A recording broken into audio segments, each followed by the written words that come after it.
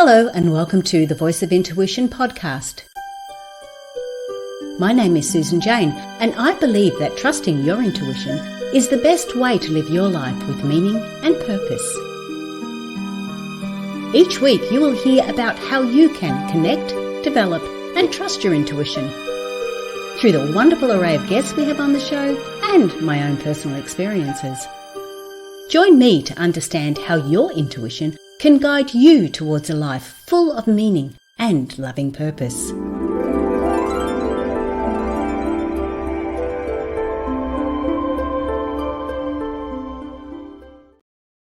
Hello and welcome to the Voice of Intuition, the show that helps you connect with your intuitive nature. I'm Susan Jane and I'm your host for the show.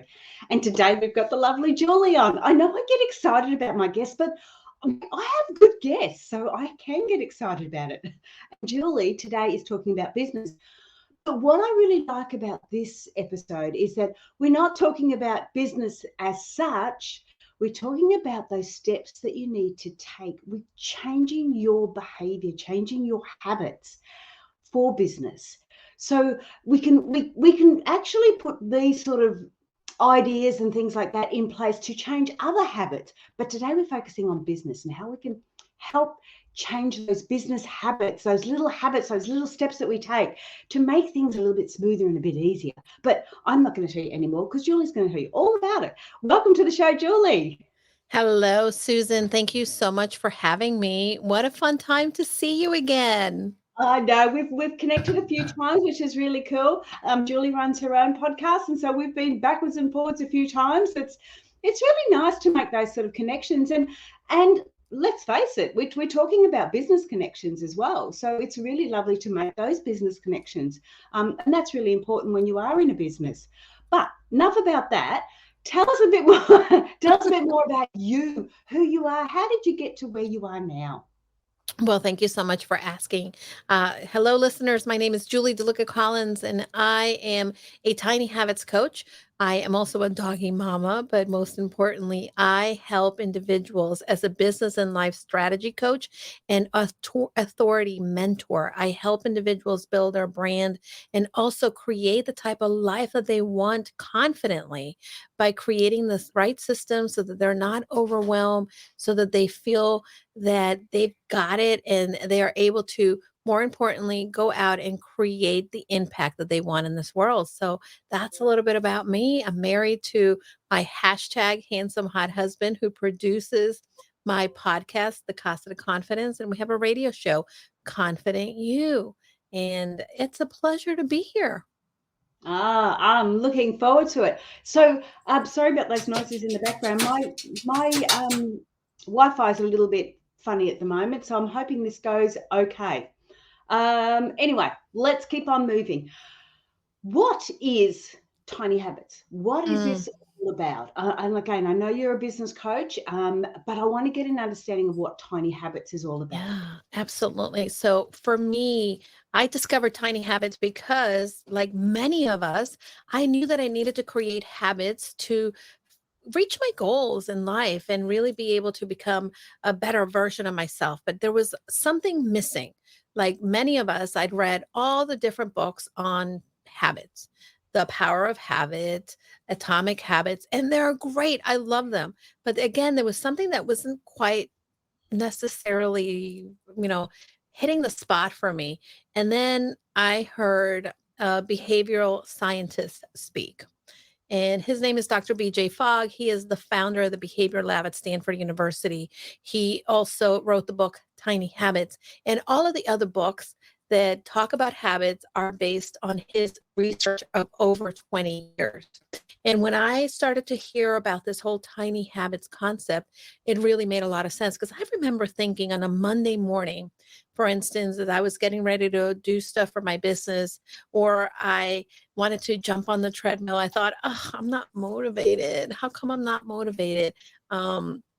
And then I realized that motivation is only part of the equation when it comes to habits, when it comes to behavior change. So I started to consume Dr. BJ Fogg's content and really learn more about it. And then I thought, wait a minute, I need this for my life. And like most things that I do in my life, I do them selfishly for me first. And then I say, okay, now that I kind of have a handle on this, how can I help others that might be struggling with the same thing? So I became a tiny habits coach in 2021. And from there, I started to see big momentum, not only for my personal, but more importantly, for my business life. And now I use that framework as a tiny habits coach to help other clients really be able to leverage the power of behavior change in creating tiny, attainable, new 1% incremental change so that they can achieve the goals and create the consistent action that gets them traction for their life. So that's a little bit about tiny habits. Yeah, I love that. And look, for the listeners too, just have to apologize. My internet is going a little bit in and out, so it is going a little bit funny, but we're gonna battle through. This is all part of Okay. our natural recording, isn't it? Yeah. Well, it happens to the best of us. Yeah, no, and I am the best of us. Oh no. Absolutely, it does. And it's funny because I was doing readings yesterday and I've never had trouble with my laptop. And this young gentleman came in and he was having all sorts of problems. And I was doing a reading for him and helping him out, doing a lot of coaching and counseling with him. But I couldn't get the laptop, kept on just playing up and playing up and playing up. And it was like, you're not meant to be doing that. You're meant to be doing something else. And it's really funny how you go with those syncrasies. And so I thought, okay, leave that, talk to him. And then it all came good. And then we could continue on. So obviously, you have to follow it along. You have to follow your gut. So the tiny habits was really what I really liked about this. And I don't know it all completely because I'm going to ask you a few more questions about it. Yeah. But what I really liked is the fact that in business, things can get very, very overwhelming. In life, let's face it, in life, things can get very, very overwhelming. And it's really synchronistic that you're talking about this today because the young gentleman I had yesterday was exactly the same. He was overwhelmed. He didn't know what he was doing, didn't know where he was going, very, very muddled up. And I went straight to what you're talking about, those tiny habits. What is something that we can achieve now to take us on the right path, to get us going where we need to go? We don't need to do it all in one big hit. We just need to look at one step at a time.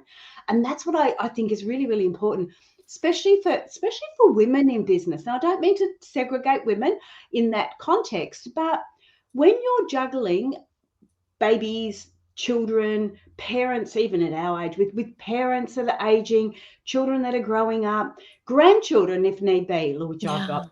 As we're going through all that and trying to juggle all that and maintain a house and keep the hubby happy or the partner happy, and there is a lot of things and it can get really overwhelming. So these beautiful little one step at a time habits are perfect. But Julie, when you're doing this, is there a set habit that you need to do first, or is it the fact that you're teaching them different habits? Like, how does it work? None of it. So let me tell you how it works. There is a simple way that we teach tiny habits. And number one, it's very important to understand that first, there is the behavior that we want to create. So for instance, I'm going to give you an example. It hasn't nothing to do with business, but it's important to understand. And this will make it very clear. So for me, in my personal life, one of the things that I wanted to be able to do is get healthy, right? So I had this vision of a healthier Julie. And one of the things that I identified, one of the habits that I identified that would help to support getting to my goal of being healthier is I needed to drink more water. And by the way, a lot of us don't drink enough water. So if you have water near you, drink now. This is your reminder. I'm doing it as you speak. Perfect. So second, once we identify the behavior, in order for that habit or behavior to be in place, we need to have three things that are very important. Number one, we need to be motivated. Number two, there has to be the ability to do the behavior. And the last piece that we need is that we need to have something that reminds us, a prompt, a trigger that says, hey, do the behavior now, right? So behavior is what we want or the habit. And then we have to have the motivation, the ability, and prompt. However, we don't always feel motivated, like I talked about, right? I would wake up in the morning. Sometimes I'm like, oh my gosh, that's a lot of water. I can't drink that. Or if you want to jump on the treadmill, or if you have maybe 20 client calls that you need to do, you're going to be like, oh, I'm not motivated. Why? Because it's hard. We see this big picture and our brain is already getting into the overwhelm mode of how hard, how big, how long that's going to take, or maybe that we're not equipped to do it. So, with the example of water, I began to identify that I wanted to drink more water. And using the method of tiny habits, I started to change that behavior. So, first, I identified when do I have the ability to do the behavior? And what is going to be one thing that will remind me to do the behavior? If you are human like me, your brain likes to automate most of the things that we do. So, what you want to do is find a behavior that's already in place, something that is already existing that you do every day without fail, and it's automated. You don't have to think about it. Once you have that particular behavior, right, and or that ability and that prompt that reminds you, you marry the new behavior. So let me give you an example of what I did. Every morning when I wake up, I come down the stairs and I have 3 adorable fur babies, dogs that need to be let out. They have to go out in the morning. So that's my prompt. That's part of it's already an established habit, something that I don't have to think about. I just come downstairs, I open the door, I let them out into the yard to go and do their business. So when that happens, that gives me the prompt and it reminds me, hey, you need to do your new habit, your new behavior, which is filling out my bottle of water. And Susan, here's where most of us go wrong.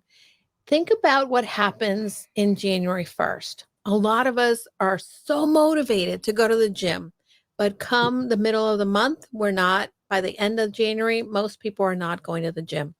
And the reason is because they're trying to rely on motivation to do something that's very hard for them, like go to the gym for an hour or, do a hard weights class or an exercise class that they haven't been doing. The premise of tiny habits is that you're going to create a new behavior, but you're going to make it so small, so easy to do that it is so easy to do that you're going to say, well, if that's all I'm doing, I can do that. And you're pairing that new behavior with the ability and the prompt, the place that reminds you. So now let's go back to my water example. In the morning, when I come downstairs, my new behavior is not that I'm going to drink 80 ounces of water or a gallon of water for that matter. My new behavior is that I'm going to take my water bottle and I'm going to fill it with water. So again, the prompt is that the behavior that I already do is I let the dogs out. I have the ability because the bottle is right there next to the sink in the kitchen where I let the dogs out from. And then I fill my water bottle. Simple, small, tiny step in the right direction. And guess what? Here's where the magic happens. Dr. Fogg has found that we change not because we repeat a behavior multiple times, 21 days, 66 days, whatever it might be. Behavior happens when we feel good. So every time I fill my water bottle, I do the most important thing. I celebrate. I give myself a pat on the back, or I say, "Good job, Julie, for filling your water bottle." And now I am successful at this habit, and I bring the water bottle to my desk. And every time I finish a client call, right, that is another prompt. I have the ability because my water is here, and then I drink some water. And that's how I get my habit of water drinking going. The biggest thing is that even if I didn't drink any of the water, Susan, I am still successful because my tiny step, my tiny habit of filling my water bottle is that starter step that keeps me going. And I don't have to rely on the motivation, but I rely on the automation of pairing a new behavior with an existing one. So that's the tiny habits method. And that's how we begin and we coach clients. And by the way, I know that probably you're wondering, what happens and how does that apply to business? So I can definitely talk about it, but I'll let you ask the questions.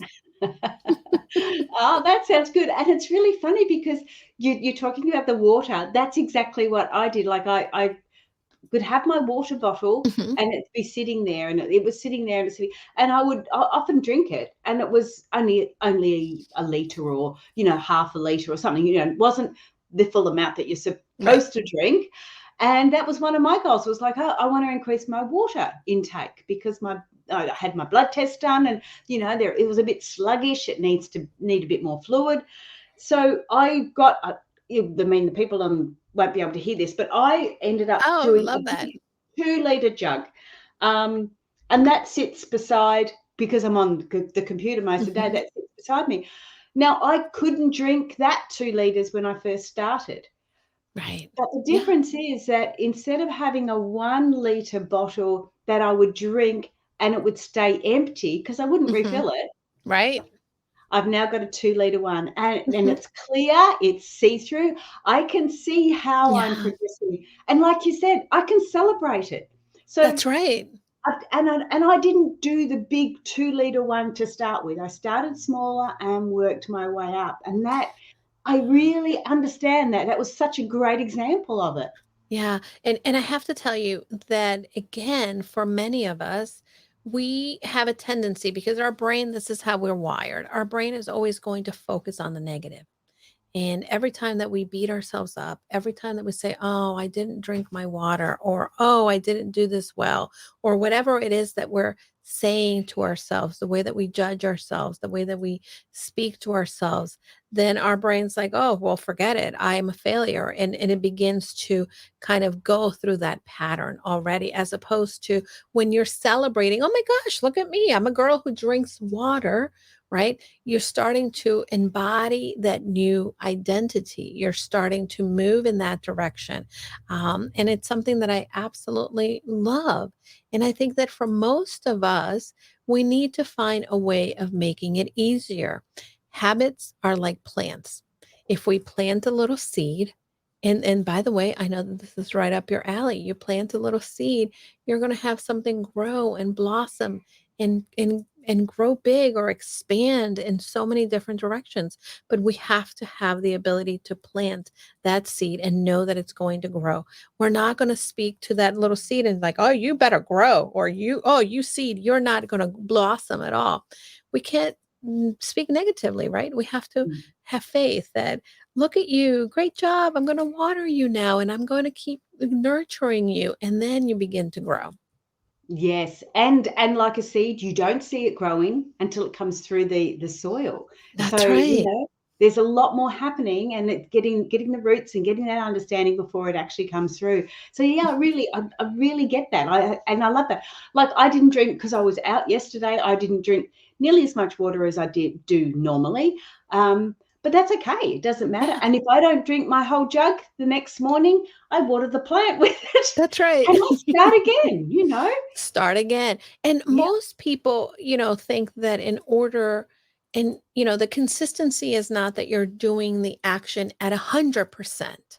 Yeah. The consistency is that you're doing it 1%, right? Consistency is about showing up. Maybe today, all I can do is 1% better than before. But if you give yourself the opportunity to every day improve 1%, at the end of the year, you've improved 365 more ways than you did before.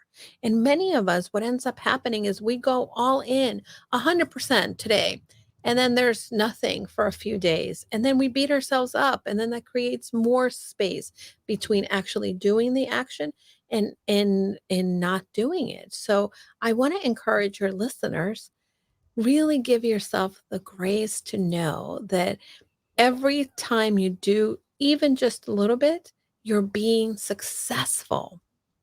I love that. Yeah. And because we all judge success in our different ways. So we've got to Mhm, say that, we've succeeded in that. And I've always been one to go, I would rather see that behavior, that habit. mhm, Even with meditation, I always talk about it in that way. If you can only do 5 minutes, 2 minutes, whatever it is, do mhm. it, but do it every day.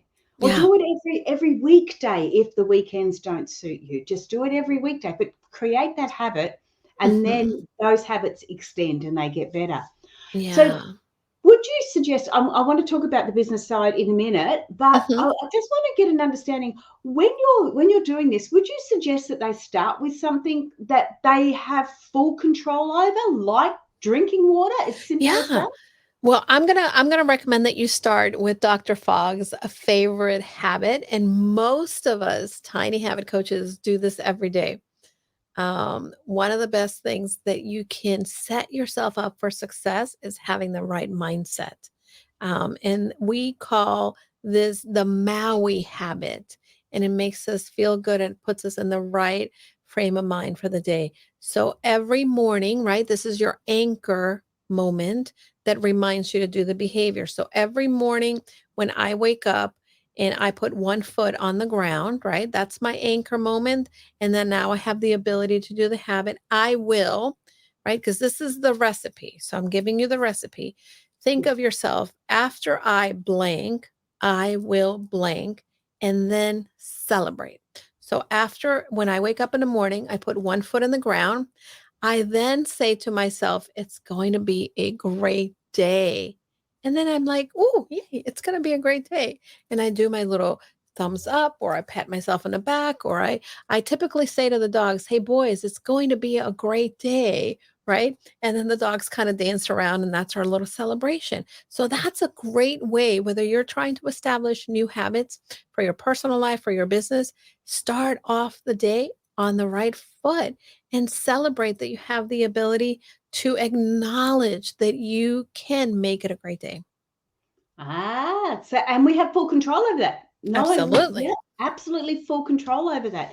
Okay, well, I'm going to try that because I get up every morning and I go for a walk. So, that's my outside, and I really enjoy that. But while I'm doing that, then I'm usually thinking, okay, how am I going to structure my day? Because that's my Right. habit. It's like, how do I want to structure the day? What do I Mhm. want to achieve? And I can do that with that space of walking. So, but I like that. It's going to be a great day. Cool. Yeah. Um, and usually, funnily enough, when I think about it, usually when I am thinking about what I want to achieve for the day, it makes me feel like it's going to be a great day because I Right. have control over it. And Um, absolutely, and keep it small and think about, yeah, for instance, I will tell you one other habit that has helped me tremendously. And again, it's a tiny little action. And let's go back to what the recipe framework is. After I blank, I do this and then I celebrate. So at night, after I get in bed, my husband has one of those CPAP machines that he puts on so he doesn't snore. So after I get in bed and my husband puts his machine on, because he's going to use it every night, right? yeah. That's something that he has to do. So after he does that, I think of one thing that I am grateful for him and about him or about our life together. And then I celebrate. I'm like, oh, good job. I did that. So again, I am programming myself in a way that helps me feel more gratitude, to be present, to really start to wind down my day. And there's some days, by the way, that I come to bed a little later. And this has been the case lately, and he's already asleep. So as I get into bed, right, then I think of one thing that I am grateful for as I get into bed. So I can adjust a little bit of what that prompt, what that anchor moment is. And this is something that it's easy. Any of you can do. Maybe you can, as you're getting into your car, going to the store, as you're putting on your seatbelt, you can say, every time I get in my car, I will be grateful that I have the opportunity to be alive, or I will take a deep breath and count to 10 and just really be present. So there's a lot of anchor moments throughout life.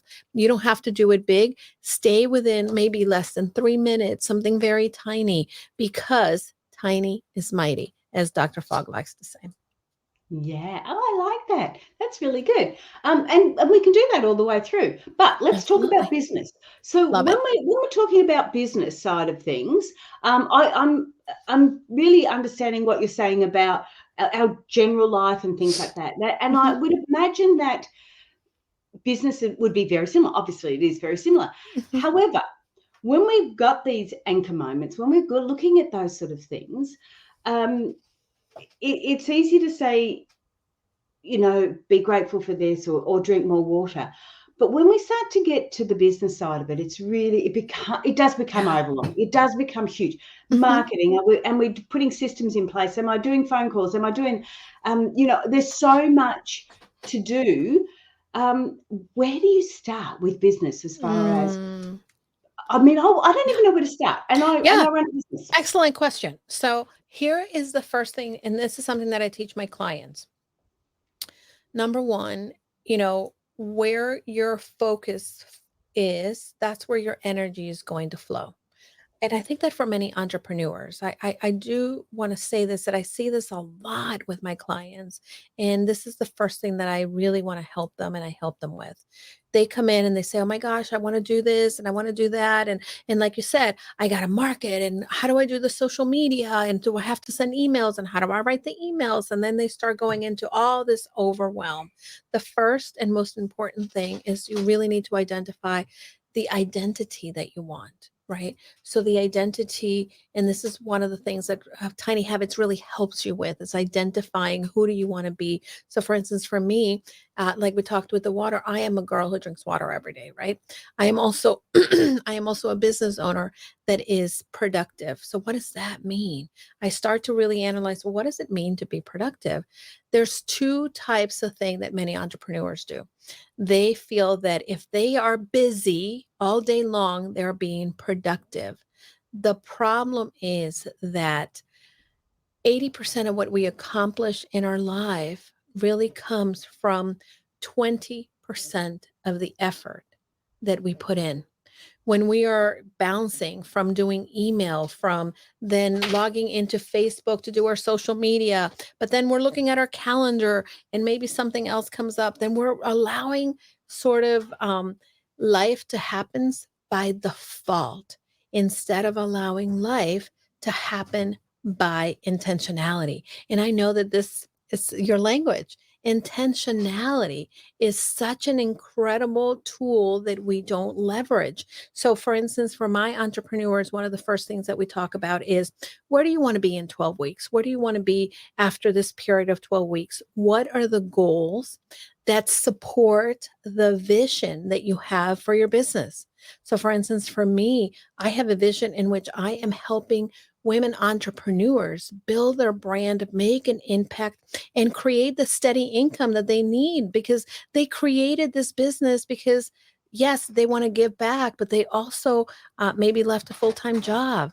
And this is the opportunity for them to know that if they want to have the freedom and flexibility of income to live the life that they want, they need to go ahead and build their business around that. So once you create that vision and we start to put together the goals, right? So for me, I will give you an example. My goal for this quarter, or the next 12 weeks, as we're ramping up into fall here in the United States, right? Because I know you Yeah, guys are going into summer. yeah, One of the first things that I start to do is like, how do I want to end my year? Well, I want to bring in at least 24 new individuals to work with me in my masterminds. We have an additional 6 people that we want to go ahead and support and serve and help them bring their message out through their podcast. So those are 6 additional. So what is it going to take? Well, it's going to take me talking to more people, connecting, collaborating, networking, maybe putting myself in social media. One of the biggest goals that I had at the beginning of the year, Susan, is I wanted to deliver a TEDx talk. And what I did is I actually set that goal because I had that vision for myself, and I was chosen to be a TEDx speaker, right? But yeah. it happened because the daily action that I did supported what my goals. So, as entrepreneurs, get clear with what your vision is for your life.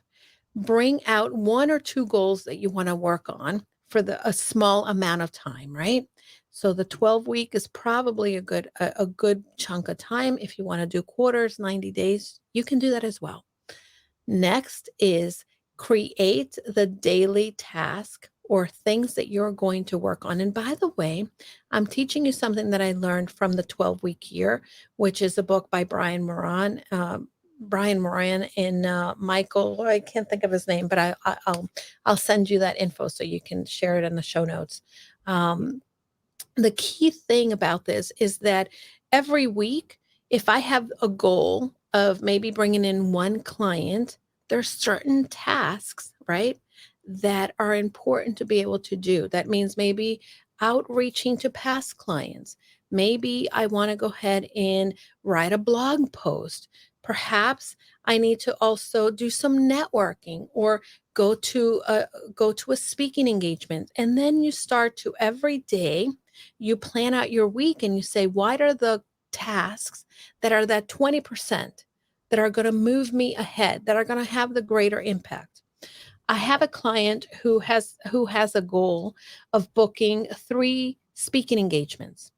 And yesterday we were talking, and this is one of the goals that she has for the next 90 days. And when I asked, "Hey, tell me about your day. What are you working on?" She's like, "Oh, I created a new planner for people to use." And I said, "How is that getting you speaking engagements?" And she said, "Oh, but I really felt this is where I wanted to go." I said, "This is wonderful." I said, "But I want to remind you that your daily action has to be aligned with what your goal is. So the things that you do on a daily basis have to, if we talk about, for her, if she wants to be a speaker, then maybe she's going to set an hour aside in the mornings, and she's going to go into LinkedIn, right? And she's going to reach out to individuals that are in her network and say, "Hey, I am looking for speaking engagements. Do you know of any conferences coming up?" Right? She could do that. She can attend a networking event in which she can attend maybe 1 or 2, or she can have some coffee chats with people, or she can get on podcasts, right? That will get the word out that she's a speaker, that she speaks in these topics. So that, my friend, are very important things, because at the end of the week, I want my clients, and I do this for myself, is I go back and I say, these are my intentions for the week. These are the tasks that I said I need to do that supports that goal. And at the end of the week, I go and I measure. I measure to make sure that I checked off, did this, did this, did this, did this, right?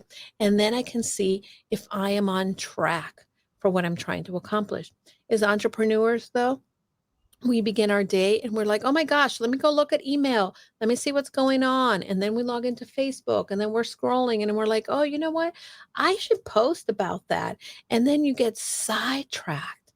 And for that reason, we don't make the forward movement that we want for our life and for our business. So, how does Tiny Habits fit in? I tell my clients, you know what? If you get up in the morning, the first thing that you should be doing on a Monday morning is looking at your plan. And again, when I come to my desk, right, that's my anchor moment. I open my planner and I open my goals and I take a look and I said, "Okay, what are the things that I'm supposed to be working on today?" And all I do is I open them and I look at them and then I celebrate. And guess what? That is all I am going for. Just to open my plan, look at my plan, and celebrate that I opened my plan. Right now, and some days I will actually make notes, keep going, but that's bonus. That's the bonus part. The most important thing is that I showed up and I did that tiny little behavior that then creates the momentum for my life. Wow, I love that. I use Google Calendar. That's sort of my planner, because I can link all my emails, and so I open up my calendar and it's like, right, this is what the week looks like, and I start to do the adjustments and making sure that everything's on track for that. So yeah, I like that, because it does make it does keep you on track. The planner, that aspect of it, does keep you on track. And like you said, it's even just looking at it. I don't have to be doing anything, but you've got that mindset that that's where you want to go. 100%. Yeah, and in all honesty, if I don't achieve, there's a couple of tasks that I push forward to the next week. I might not achieve, but at least you're aware of it. And if anything goes wrong, I can turn around and go, well, you know what? That's because I saw these lovely, bright, shiny objects that I wanted to play with instead of actually doing my work. So yeah. A lot of people, Susan, they decide as they're going through the week, what are the tasks that they should be working on? And that's great. Most of us have been programmed to do that. But the reality is that we need to know in advance what Mm. are the tasks. Have them all laid out. So you're not guessing, well, I guess if I want to get clients, I should work on this. Or here, and by the way, my friends, this was me for many years until I realized that I needed to be already intentional and have it laid out, right? And the other thing too is for those of you who use a calendar, I would encourage you and invite you to try using a ideal calendar. I don't know if you know about the ideal calendar, but that's one of the things that I do.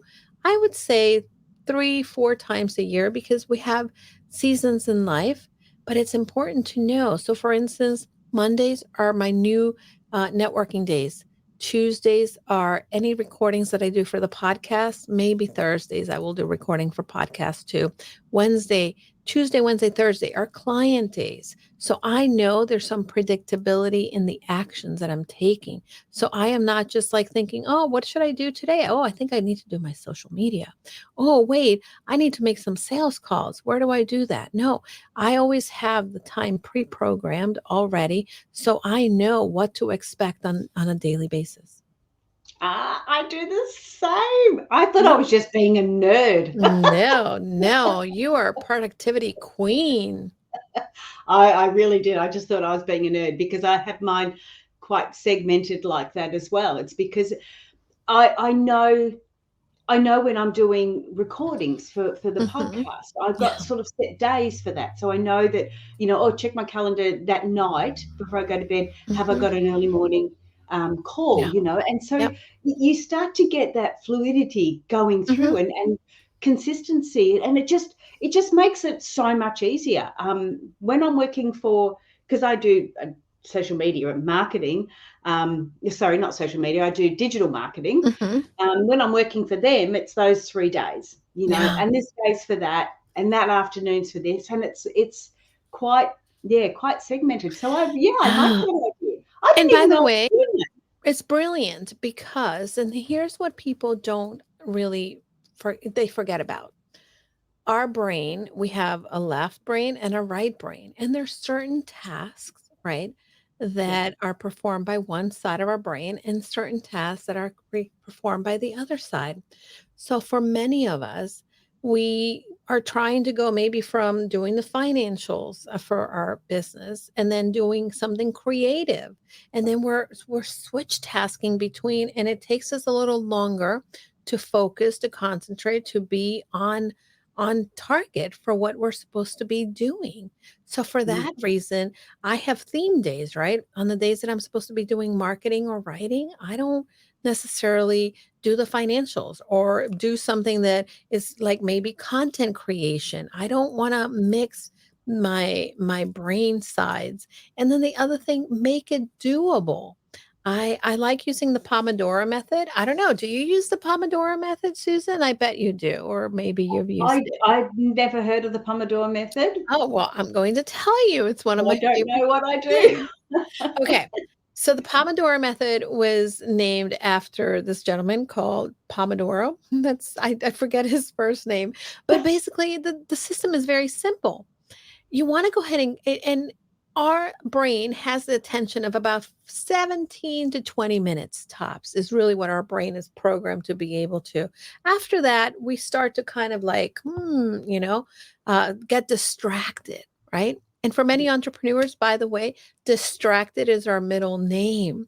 So what I do is I will set 20-minute timers on my phone and I will say, okay, here is I'm going to work on, let's say I want to work on a new plan or I'm writing an article. Yesterday, I was actually doing some writing and oh, my brain is like, oh, it's going to take so long. It's going to be so hard. So I was like, okay, I'm going to take a tiny habit. When I come to my desk, I will open the document where I'm typing the article and then I'm going to celebrate. And then if I do more, great. If I don't, I already went and I achieved my goal of opening the document, right? So I Yeah. implemented my tiny habit. Now, when I get started, I will then say, I'm not going to say her name, but the phone, you can call her Siri. You can say, hey, Siri, set a 20-minute timer. And then I begin to work. When the timer goes off, then I stop, I get up, I go drink my water, or I stretch a little bit, and I give myself about 5, maybe 10 minutes of just a break from what I was doing. That Pomodoro, you will be surprised how much you are able to move and get accomplished. There's something else too within tiny habits that we call a swarm of bees behavior. I have a lot of clients that get really overwhelmed when they come to their desk in the morning because they don't even know what to do first, second, third, and they have all these papers and things going on, and that's very natural for many entrepreneurs. So what I will typically say to them is, I said, well, why don't when you come to your desk, why don't you pick a song that enlightens you, that you love, that makes you feel so happy and excited? Turn on the song for 3 minutes, and then to pick a task. Maybe it's cleaning out your desk. Maybe it's going through email and trying to just go through emails. And by the way, I have a rule for email, Susan. If it's going to Yes. take you less than 3 minutes to answer an email, I don't answer it right then and there. I actually move it to a to-do list. But my Mm. goal is that as I open email, I go through. I'm like, delete, delete, delete. Okay, this one I can answer in 2 seconds. I can send that, and then I get it done. And when I'm done with email, I close it, because here it is what's happening also for many entrepreneurs, right? If you have a task that you're working on and you have your calendar open, maybe you have your Facebook open, your LinkedIn, your phone notifications, right? When you're working on something and let's say ding, you get a notification, then your focus reverts to whatever that is. And then it takes you at least 10 minutes to recalibrate and for your brain to enter into the same level of concentration that you were at before. So it's very important. I don't have notifications turned on my phone. I typically close things. Okay, I do have a lot of documents open, but I typically close other things because I don't want to be pulled away, be distracted. I want to be in the moment, giving the attention to what we're going through. I totally and absolutely agree. Completely, 100%. I do not have any notifications. The only notifications I have on my phone is messages from the phone number. Mhm. So I know, I mean, we're getting bombarded with those a little bit now, but I Yeah. block them. But I need to be just open in case my kids send a Yep. message. The phone is always on silent. Mhm. And if it buzzes, I can have a look, don't want to answer it, or I'll do it later. Yeah. Um, but no notifications on my computer at all, because I don't do that 20-minute method, but Mhm. I'm one of those zoners. Yeah. So when I'm getting into that zone, Mhm. I just power on ahead. But as soon as Yeah. I stop, it's like, okay, I need a break. You're in the flow. Yeah, absolutely. Yeah, I'm a flower or a zoner. Yep. And I get so much done. It's like I go, okay, I want to create some posts for Facebook. I will create a lot of them, get all the Mhm. wordings, get it all done, get it all, and I'll schedule them. And I won't go on Facebook again. Yes. I'll schedule them. I won't go on Facebook. And then I go on Facebook or on social media or on Insta when I want to, not when Right. it's telling me that you've got a notification. You got a notification. It's like, no, you're Yes. not controlling my life. I'm controlling it. Yeah, because most of the time, Susan, email, for instance, it is not your priorities that you're actually checking for. When someone sends you an email, it is their priority that they're communicating to you. 9 times out of 10, they want you to click on their link, go to their thing, buy the thing. And by the way, I'm a business owner. I send emails to my clients and I send them in the hopes that they're going to open, that they're going to click, they're going to follow me, that whatever it is, the call to action that I have. So there's nothing wrong with that. But what I want you to know is that there is a time, there is a place, and you need to prioritize yourself, your dreams, your goals. And the way to do it is by being aware. Again, revisit the vision you have for your life. Remember, if this is the vision, what do I need to do, right? If I want to live a healthy life, I want to be have this vitality and strength and be nimble and grow to an older age gracefully and strong, right? Then that means that my goal may be that I go for a walk daily.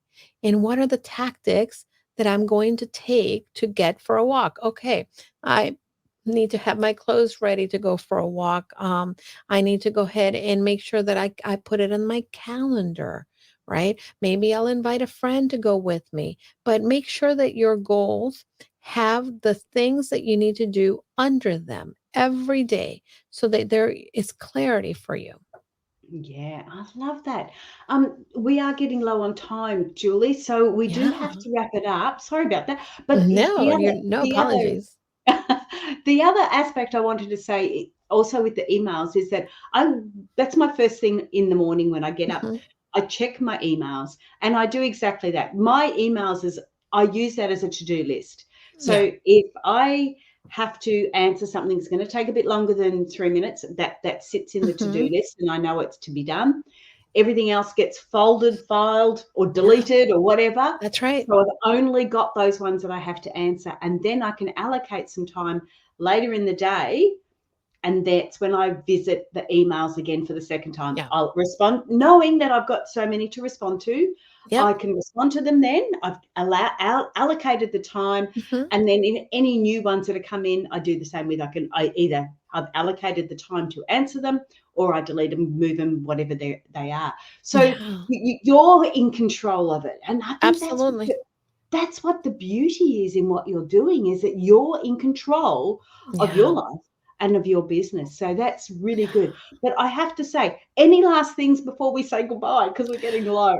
Well, I have to tell you, it's such a pleasure again to spend some time with you. You're an incredible individual. You have a beautiful platform. I am indebted and grateful to you. Um, I want to tell people and encourage you, start small. Yeah. Start tiny and make sure that you surround yourself with the communities that are going to support you, that are going to remind you of the things that you want for your life. Because sometimes we get sidetracked, but we need to go ahead and recalibrate. And if we have someone in our corner letting us know, hey, don't forget, this is what you wanted to do and this is why, right? Then we can go back and recalibrate. And it's all about practice. We are all practicing. Never are we an expert at anything. And if we are an expert, that means that we've spent 10,000 or more hours doing it. So be patient, be willing to fail, be willing to recalibrate, and most of all, use your intuition as you're going forward. Thank you so much, Julie. Thank you for being on the show. That was gorgeous. Oh, you are amazing. Thank you so much, my friend. It's been so fun to talk to you and to be here with the listeners. Cool. Now stay there because I want to talk to you when we're finished.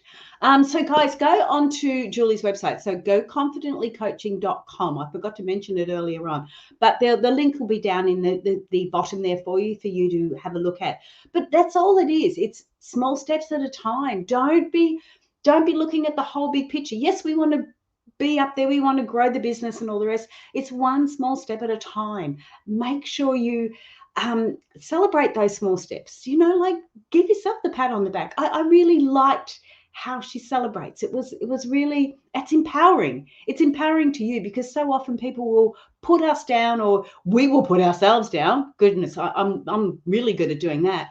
But it's not about that. It's about empowering ourselves too. And the only way we can go forward and help our guests, help our clients is to be that person. So to be empowered yourself to be able to go forward. Wow, I'm really talking a lot now. So I do. Guys, if you do want to learn to trust your intuition, want to connect with your intuition, want to connect with your intuitive nature, jump onto my website, intuitivenature.com.au. And I've got online courses there. I've got books there. I've got stuff there that you can have a look at, free stuff too. So jump onto the website. And I will say bye for now. I will see you next week. We've got another show up for next week, and we will have a great week till then. Okay, guys, bye for now.